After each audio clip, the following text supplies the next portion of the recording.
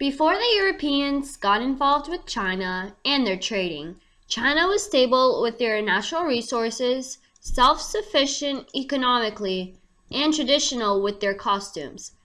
They isolated themselves and had little trade with the Western countries at China's only port. China had little interest in trading with Europe and didn't really need to. The British became angry with China due to the limiting trading and decided to start the trade of opium, a product China didn't have. They imported opium from India to China in exchange for silk. China's silver was used to buy the opium, which its use increased and widespread in China. Concerned with an imbalance of trade, the Manchu emperor forbade further trade or sale of opium. Empress Dowager Cixi talked to the government to fight against the British in the First Opium War.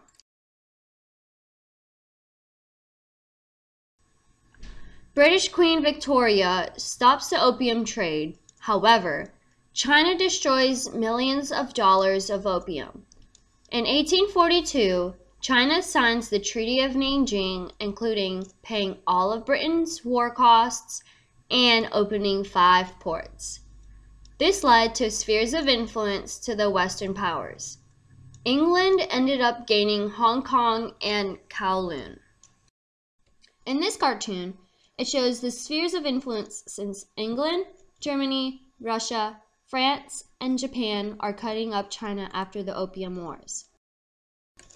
This map is another example of spheres of influence where France in yellow, Britain in orange, Germany in green, Japan in purple, and Russia in red come into China. China became unisolated from the ancient civilization and transformed into a far-reaching economical, social, and cultural idea. Their reaction led to the Taiping Rebellion, because the peasants were frustrated at being poor now, having natural disasters, and losing the mandate of heaven. This destroyed the economy, including many deaths. The Taiping platform prohibited foot-binding and sexual relations among followers. It created a communal wealth and gave free public education. There was also an abolition of private property, but it was defeated, losing 100,000 Taipings, which were massacred. Led by a religious zealot, an army of millions who were strong almost succeeded in bringing down the Manchu government. They failed, and it was a message of that China was tearing apart.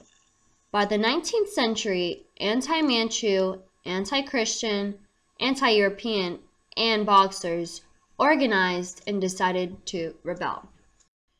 The Boxers' goal was to get rid of Europeans and Japanese out of China. They slaughtered Christian missionaries and seized control of foreign embassies.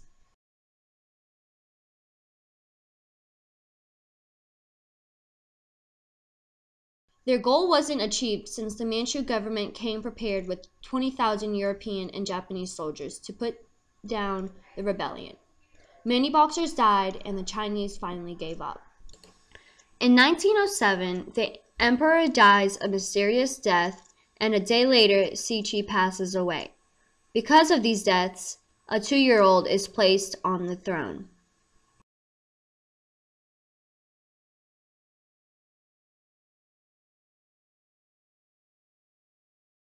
The positive impact made in China was the open door policy, because it created travel between a variety of imperial powers and allowed trade with other nations, making China grow. Also, it introduced modern weapons, manufacturers, trading methods, and technology due to the Westerners from the wars from the past.